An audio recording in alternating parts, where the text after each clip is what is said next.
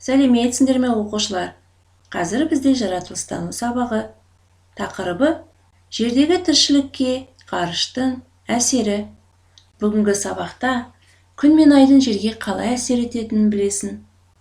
Жер ғарыштың жағымсыз әсерінен қалай қорғанатынын түсінесің.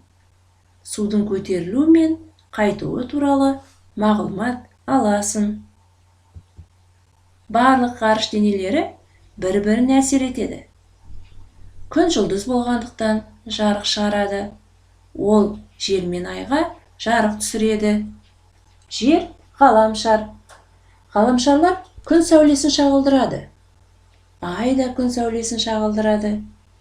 Жер мен ай ғарыш кеңістігінде үнемі қозғалып жүреді. Бірақ қозғалыстары әртүрлі болады екен. Ай жерді айналады, ал жер күнді айналады. Күн жердегі тіршілікке қажетті жарық пен жылуды бөліп, барлық тірі ағзалардың тіршілігіне мүмкіндік жасайды. Ол жердегі тіршілікке сәуле бөлу арқылы әсер етеді. Күннен жерге келетін қысқа толқынды сәулелер байланыстың таралуына кедергі жасайды. Күн мен ғарыштан келетін зиянды сәулелерге атмосфера қабаты тосқауыл болады. Ай жердің табиғи серігі.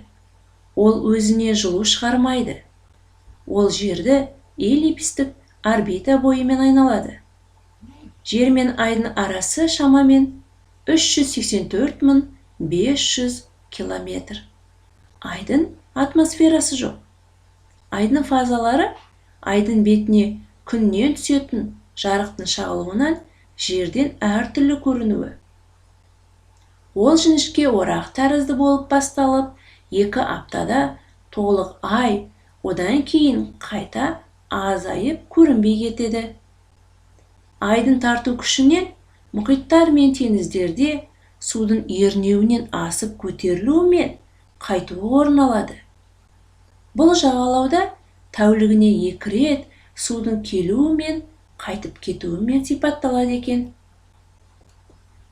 Есіңде сақта. Жердегі тіршілікке ғарыш сәт сайын әсер етеді.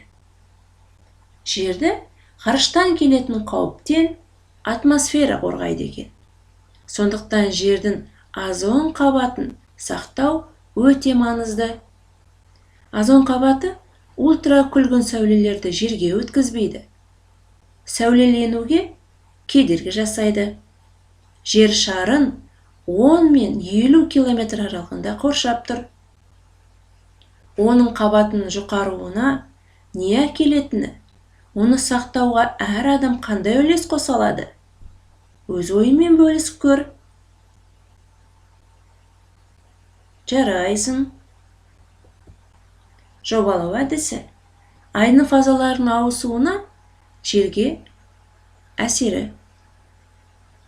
Судың қайтуы, судың көтерілуі. Екі үдеріс ненің әсерінен болады?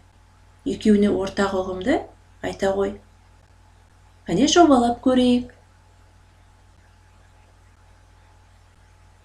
Дұрыс айтасың. Бұл ай мен жердің арасындағы тартылыс күшінің әсерінен болады екен. Жердің айға қараған жағындағы ірі су қоймалардағы су айға тартылып көтеріледі. Ал қарсы жағындағы су деңгейі төмендейді екен. Жер мен айдың қозғалуына қарай судың көтерілуі мен қайтуының орны осылай ауысып отырады екен. Адасқан сөздер ойына. Түсіп қалған сөздерді орнына қойып, сөйлемді толықтыр. Қандай керекті сөздер? Күнді айнала, орбита және оның пішіні, қағаз тәрізді. Осы сөйлемді дәптерімізге толықтырып жазамыз. Осымен бүгінгі сабағымыз аяқталды. Сау болыңдар.